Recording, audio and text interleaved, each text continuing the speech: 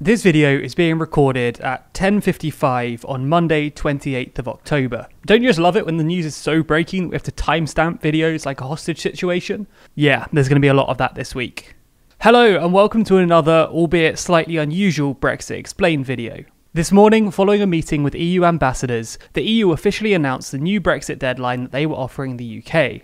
Donald Tusk, President of the European Council, tweeted the announcement, saying that the EU27 has agreed that it will accept the UK's request for a Brexit Flextension until the 31st of January 2020. The decision is expected to be formalised through written procedure. So, in this video we're going to tackle three main things. Why the extension was necessary, what the Flextension means, because let's be honest, that's not a word everyone uses day to day, and what this will mean for Brexit going forward. Be sure to subscribe and hit the bell icon so that you can be notified when breaking news videos like this come out, because let's be honest, this video won't be as relevant in a few days' time. So if you want to be there as soon as the news drops, be sure to hit the notification bell. So you'll remember that for months, Johnson's core platform has been that he'll get the UK out of the EU by the 31st of October. He's talked about it on the news, politicians have talked about it in Parliament, and if you've been anywhere near London or any major town or city in the UK, you'll have been bombarded with £100 million worth of advertising about the fact that we're leaving on the 31st. However, ultimately, it didn't end up being Johnson's decision to make.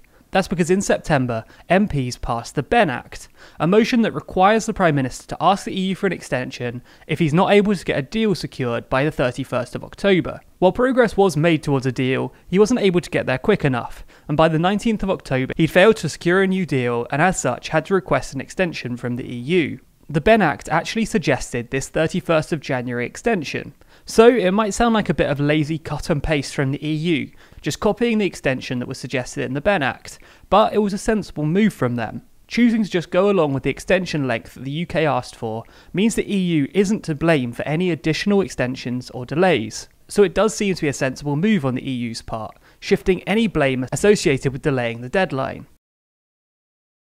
The extension isn't as simple as just being until the end of January though, and that's because it's a Flextension. That means that if the UK Parliament is able to approve a deal and get it sorted with the EU, the UK can leave sooner than the end of January.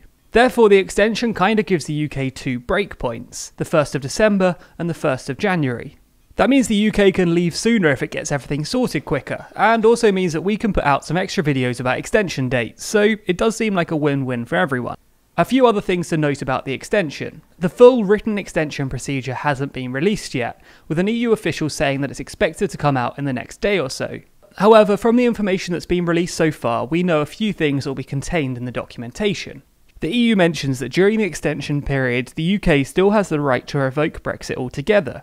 The EU also says that they won't be renegotiating during the extension period, and says that the UK shouldn't do anything which could be seen as sabotaging the EU during the extension period, seemingly reacting to threats that UK MEPs will try and sabotage votes in the European Parliament.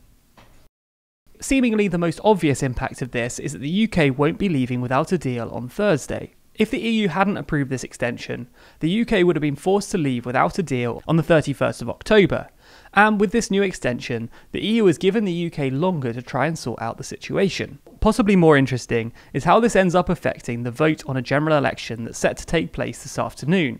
At 3:30, MPs are set to begin debating a possible general election. That's because Johnson proposed calling a general election at the end of last week, because he hopes that with the new parliament, he'll be more successful getting his vision for Brexit signed off by MPs. So at 5 PM, MPs are expected to vote on a general election. And if it's approved, the UK will be able to hold an election on the 12th of December, giving the new parliament enough time to come up with a plan before the January deadline. And this extension announcement could end up having a major impact on how that vote plays out. Many in the Labour Party, the official opposition party, have said that they won't support the election unless an extension is secured and/or the possibility of no deal is removed. So now the EU has approved the extension, that's taken one of their arguments off the table. So because of this, it could lead to some Labour MPs choosing to support the election. While it still might not be official Labour policy, the government will surely be hoping that this announcement from the EU will shift some Labour MPs towards their side. As I said, MPs will vote on the possibility of an election at 5 PM today, so we'll be reporting on that tomorrow morning. Be sure to subscribe to the channel if you haven't already, so we can give you our analysis as soon as it comes out.